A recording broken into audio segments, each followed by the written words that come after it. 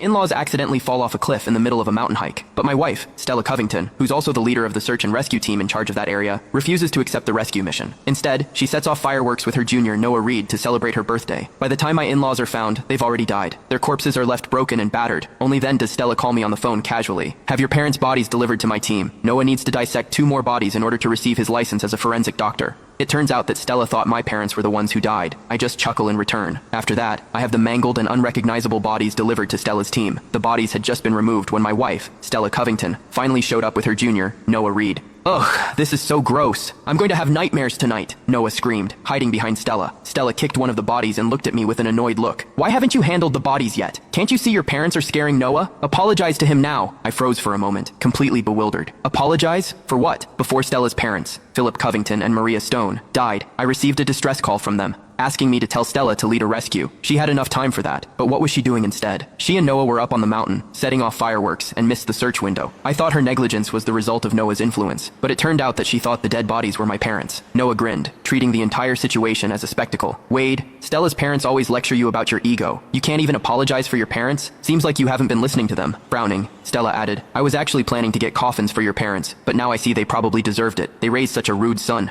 Guess it's only fair that they paid for your mistakes." I shot her a cold look. "Prepare the coffins or don't. I don't care, but don't talk about my parents like that." With a look of sheer annoyance, Stella ordered her team, "These people aren't worth our time. Just find a stretcher to take the bodies back." Noah added with a smug look, "Why bother with a stretcher? Didn't we just bring a garbage truck? Just throw the bodies in there." "Wade, you won't be mad, right? We're just saving resources for the living." Watching Philip's and Maria's bodies being loaded onto a garbage truck, I couldn't help but laugh. "How could I be mad? Your idea is actually perfect." After Stella and I got married, Philip and Maria changed completely. They stopped being the caring in-laws and barely pretended anymore. They forced me to quit my job and stay home, taking on the role of a house husband for Stella. Every couple of days, they'd show up unannounced to check on me. They'd sit down and order a mountain of food. On top of that, everything had to be organic and fresh. Once they saw Stella mopping the floor and tore me apart. "Stella's the leader of a search and rescue team. She works so hard out there. Why are you letting her do all this?" I was treated like their personal chef. Now Stella had ordered them to be hauled away by a garbage truck. I figured karma did have a way of balancing the books. Noah handed me a flyer, his gaze filled with mockery. "Since I found out your parents were dead, I've prepared a little gift for you. Keep it, no need to thank me." The flyer described a funeral service specifically for livestock. Everything was arranged: cremation, an urn, and even a plot at the cemetery. Except, it was for a dog. When I didn't take it, Stella yelled at me, "Cemetery plots are rare these days. You'd better thank Noah right now. He's even helping you with the autopsy." I laughed so hard that tears started to well up in my eyes. "Thanks. Once the autopsy's done, I'll make sure to bury them here." As I watched Philip and Maria being driven away in the garbage truck, I found myself genuinely looking forward to seeing Stella's reaction when she found out who was really dead. I called Mom and Dad to confirm they were safe, then contacted a lawyer to draft a divorce agreement. Just then, the cops showed up. "We suspect the couple who fell off the cliff yesterday were murdered."